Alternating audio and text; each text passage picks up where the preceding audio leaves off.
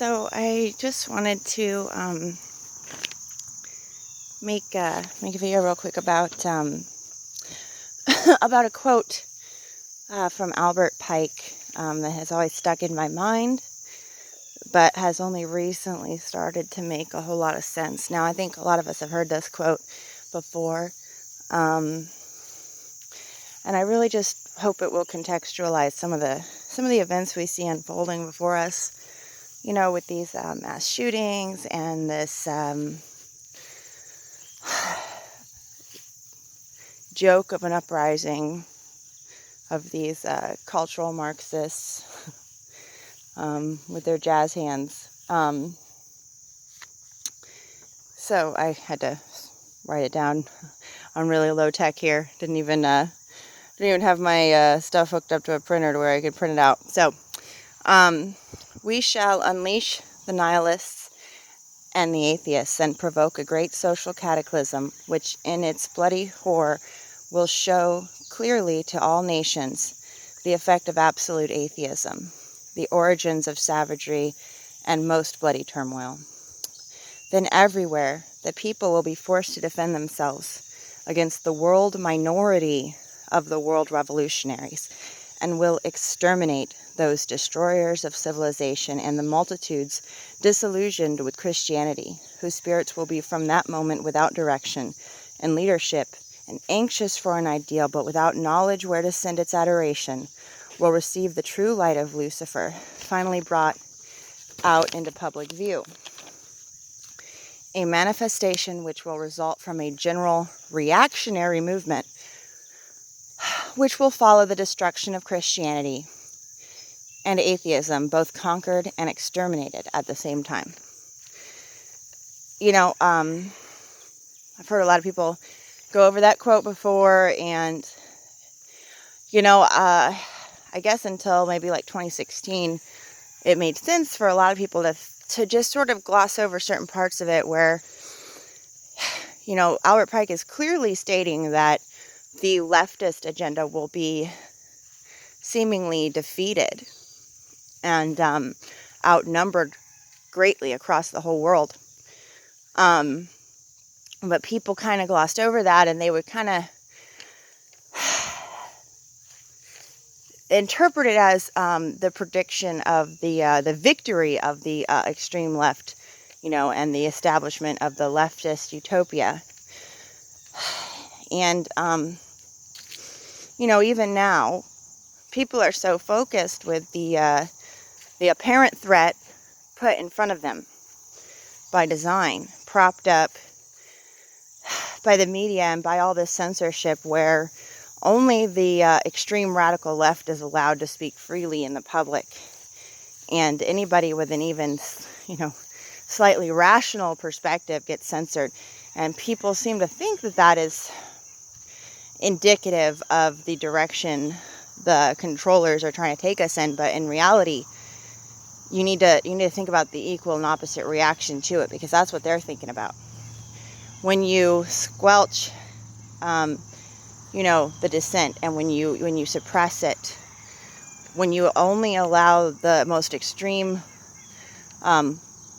voices on the left to be amplified and unfettered by censorship, what does it do? Well, for one thing, it magnifies, you know, cultural Marxism. It makes everybody think that the threat is much bigger than it is, that they have way more numbers than they have, and it makes even the most agnostic centrist feel oppressed and feel camaraderie with even the extreme right. And it brings them together in a common fight against a common enemy. And that is, so in reality, all this censorship is working against the left. And the longer they allow it to go on, the more that pressure cooker builds up in opposition. Now, this quote. So, the point is, you know, atheism and nihilism was promoted simply to break us of our faith in God for a time, just long enough to make us not loyal enough to our religious doctrine, to where we would outright reject anything new, any type of one world solution, any type of one world religion, but also to wreak so much havoc in us spiritually and psychologically that we see why we do need some God, why we do need some faith in something.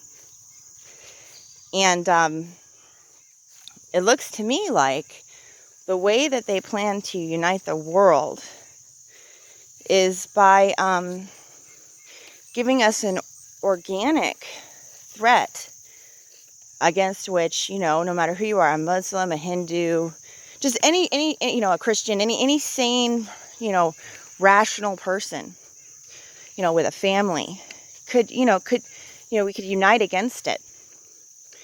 As the left, seeks to destroy everything that we hold dear and turn our children like gay, trans, and just throw them to the pedophiles, essentially. That's a big part of this agenda. That drives the fear factor. And, when we have that common cause to unite around, it helps to cast asunder the divisions that would otherwise be there between our societies. And once the fight is over, which, Albert Pike lets us know for sure that that these people will be defeated because they are a world minority. The left is in a vast minority compared to the overwhelming majority of the population. But one way they've gained a foothold is to exploit the separation between cultures, between races. They've gained a foothold in the gaps between us, that they've driven these wedges in between us. And their wedges were always there, naturally, especially between, different religious traditions. But at the end of the day, when all is said and done, I believe,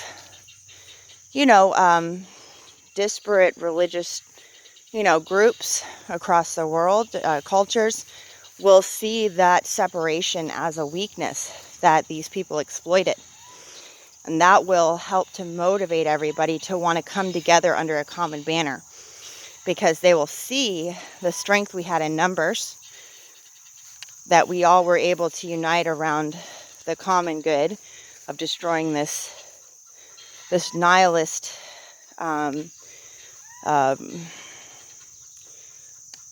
amoral enemy. And that will help to condition us to want to find some common ground, and see the true light of Lucifer. He talks about being revealed. Keep in mind, he was a Freemason. Now, the Freemasons are all about rebuilding the temple and establishing the vision of Mystery Babylon, which is the harlot Jerusalem. And that's what they've always been about. I believe it's the 21st degree of Freemasonry. The ritual involves them dressing up as Noahide executioners and executing violators of Noahide law. This was training for what was to come. Now, the true light of Lucifer, keep in mind, they have made sure to associate what we call Luciferianism with the left in very recent years. That has been brought out into the open, but in a negative light. They have associated it with Luciferianism has been associated with pedophilia and just every abomination imaginable. The Clintons have been thrown under the bus, which, they fully deserve. And this is true. These are true things, but they've revealed them strategically because they wanted to give us a decoy villain, a decoy image of what Luciferianism is, so that when the manifestation that Satan intends, when it arrives on the scene as the real viable option for society, we won't recognize it. Because Luciferianism is not simply just an inversion of everything good and holy and, devil worship and child rape. I mean, that's one side of it. That's a type of Luciferianism. The devil is just the devil. He just misleads us in whatever way works to keep us lost. And keep in mind how he misled the Jews. He didn't mislead them, strictly with debauchery and self-indulgence. Although there was always that contingent within the Pharisees that would secretly do these things. And that will always exist. But overwhelmingly, he misled them via, their belief in their own righteousness. That's why they rejected Jesus Christ. And that's what he'll do again. It works best. There's only a certain amount of people that are able to stomach, outright overt depravity.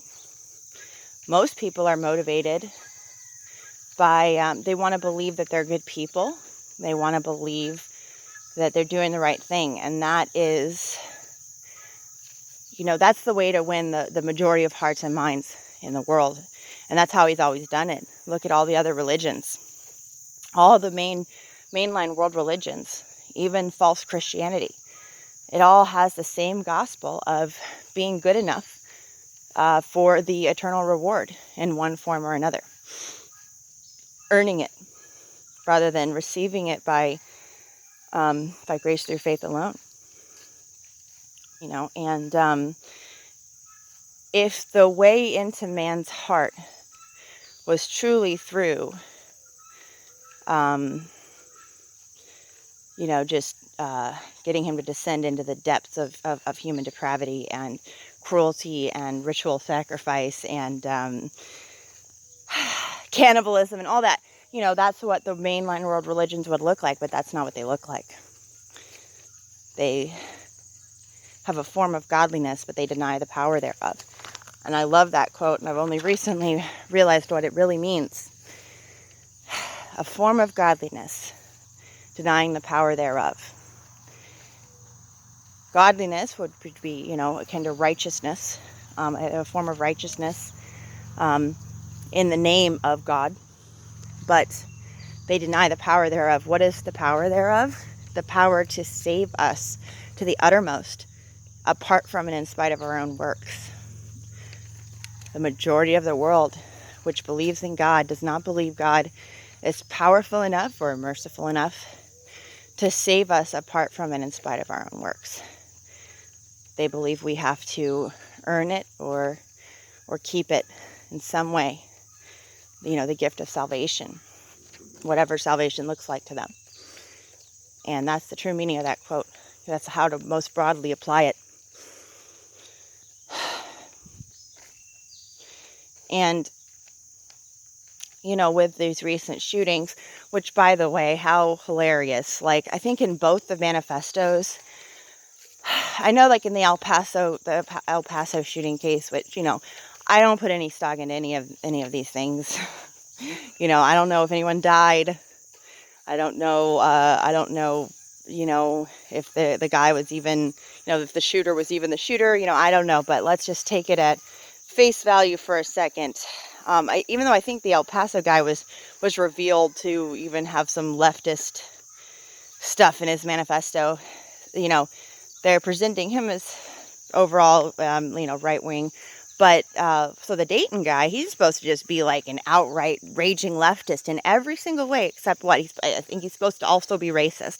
What does that do? It makes it just furthers the narrative that even the most leftist white guy is still a racist at heart, which is really obvious. I haven't heard a lot of people talking about that angle. That's why it's just, so nonsensical that he'd be like this crazy leftist, Satanist, white supremacist. But anyway, now they're revving up this idea of, Antifa coming and laying siege on El Paso. I think it's funny, like, that people really fail to understand how little popular support these people have, because they alienate even, like I said, the most agnostic centrists who just have even the tiniest shred of decency or common sense. I mean, you really think, like, that video where the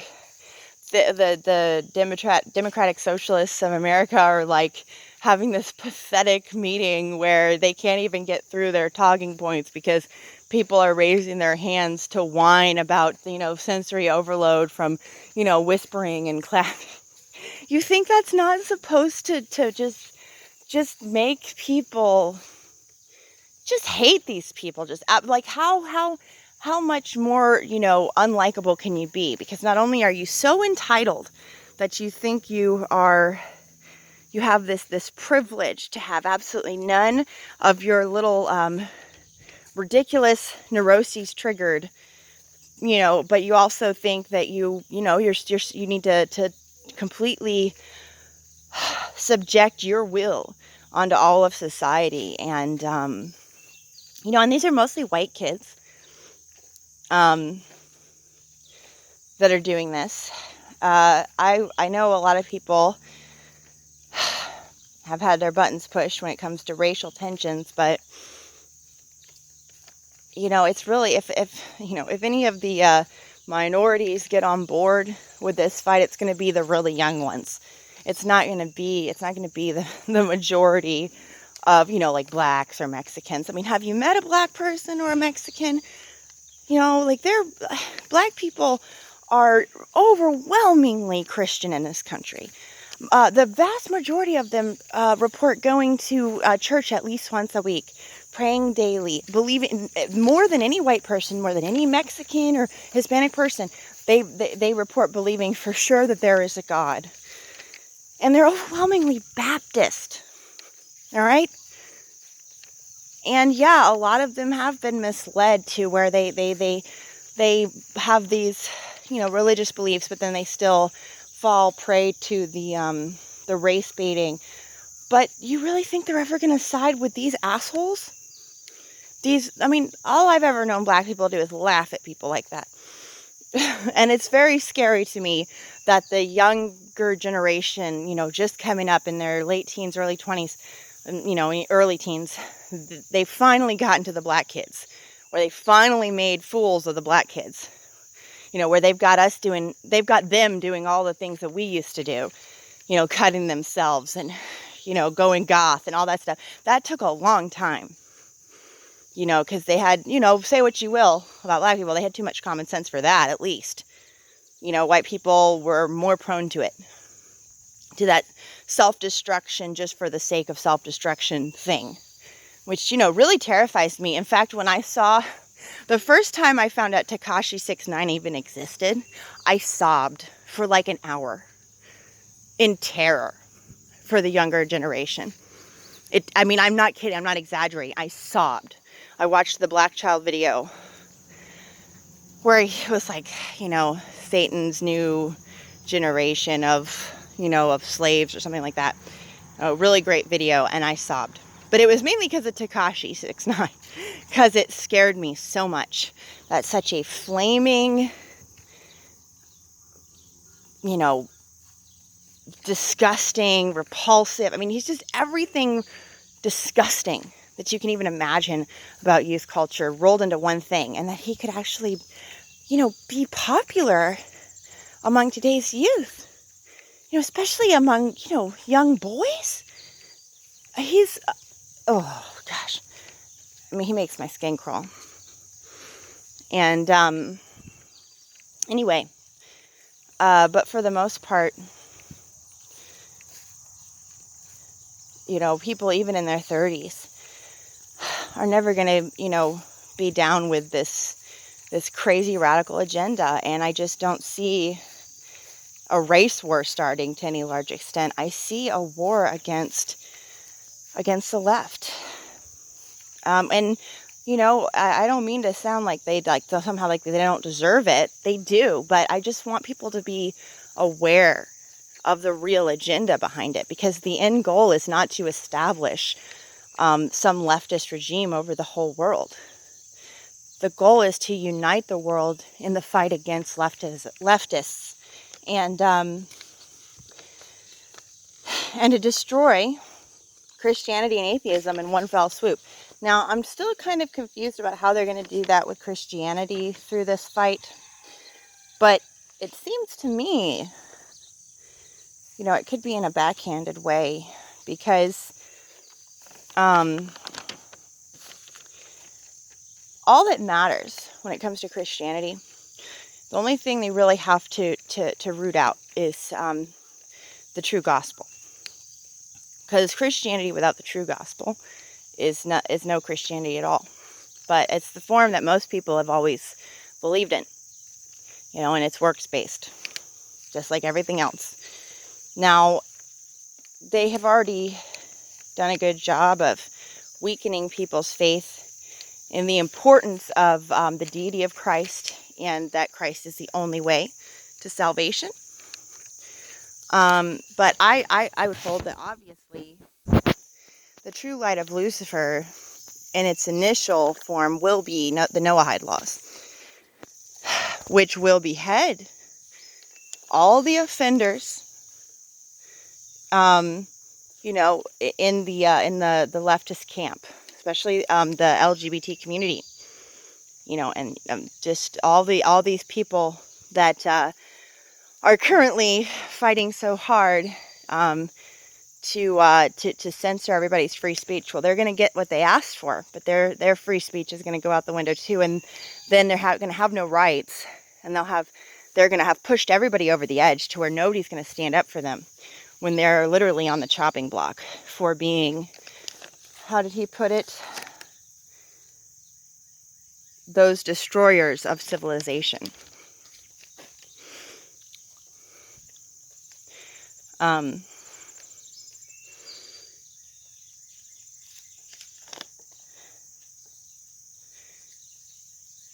The majority of the people that will offend under those laws will be people that embrace leftist ideology and, an atheistic worldview. But then there will also be the Christians who are considered idolaters. So it just seems to make sense that would somehow factor into what Albert Pike's saying about destroying atheism and Christianity in one fell swoop. To both conquer and exterminate it at the same time. And I just see so many people so eager to unite around a common cause and a common enemy, regardless of their faith. And I also see this what I consider a cancer in the YouTube community, where there's just like this reactionary, this return to racial pride. And I'm just going to tell you guys, I have another video to make where I'm going to break down the demographics of Christianity, Protestant Christianity across the world, which might be really eye-opening. But at the end of the day, we're only going to have each other as true Christians. Our fellow whites or blacks, they're not going to protect us. The difference is going to be saved or lost. Whether you will proclaim your faith in Christ unto death or not. And nobody will defend you. Nobody will come to your defense just because you're the same skin tone as them. And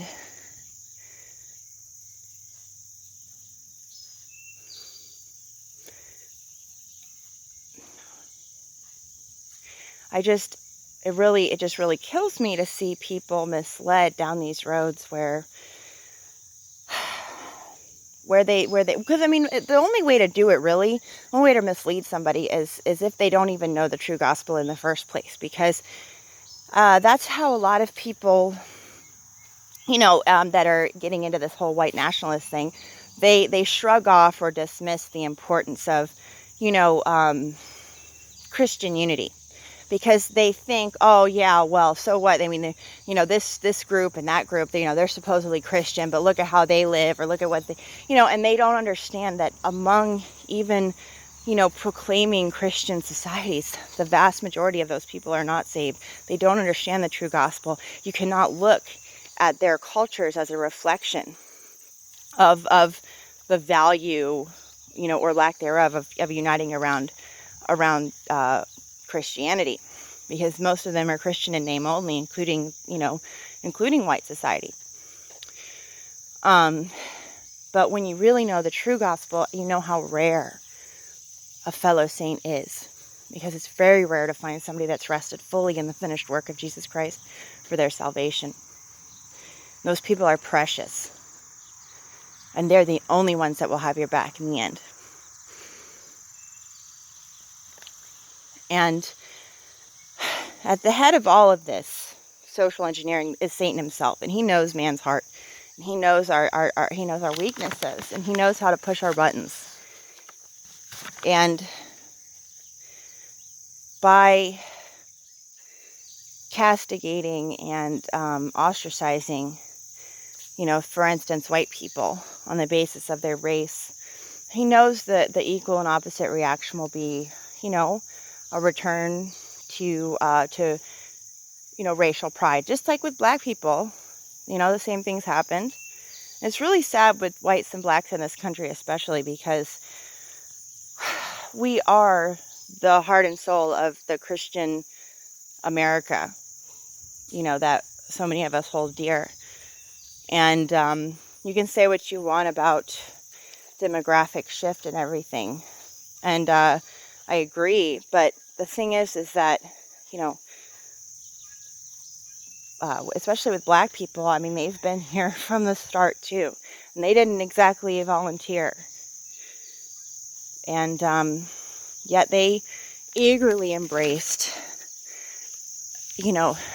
not just, Christianity, but Protestant, non-Catholic Christianity, because it was part of God's plan. That's why he allowed slavery to happen, and it went on for a long time, and I think he even allowed it to be as brutal as it was, to utterly break the cultural bonds that they had to paganism, because he loved them very much. And I believe he brought over those who would believe, and he always used slavery to achieve this aim in one way or another. Like with the Jews, he did the same thing. When they were in unbelief, they had to go through bondage, slavery, because why? Because any faith in any other God and any other gospel is bondage, because every single alternative requires works in some form or another, including sacrifice, child sacrifice, human sacrifice, animal sacrifice, and the true gospel freed us of all of that. But even in the Old Testament, the only human sacrifice that was required was God himself. The only one he ever asked for. And it's sad for me to see people being divided when,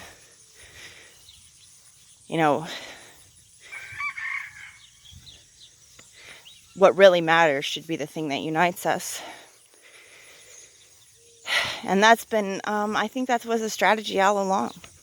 I think Satan knew that African Americans would be the second strongest bastion of Christianity in this country, and that if whites and blacks were to stand completely united, for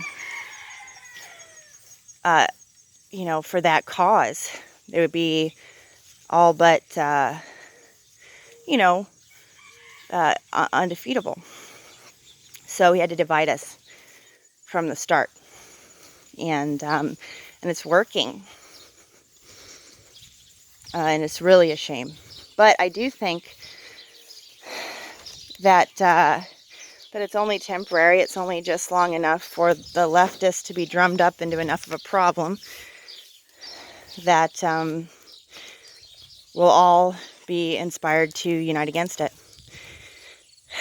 which will eventually fulfill the prophecy of Albert Pike. And I just hope that you guys will reread that quote that he you know, it's really easy to find on the internet. And just think about it and think in context of what we're seeing happening now. And keep it in mind, and don't just focus on the threat that they have placed in front of you for you to focus on, because that's never the end game. It's just a shell game, always. Anyway, I'm going to get off here, but hopefully I'll be making another video soon. I have a really hard time doing it because I have to do it when I have an opportunity to leave my kids inside, you know, for however long it takes to record. Sorry for all the trash in my yard. We have a raccoon that's just absolutely relentless, and I have just given up on you know, getting the trash every single time he comes. But anyway, God bless, and hopefully I'll hear from you in comments. Bye.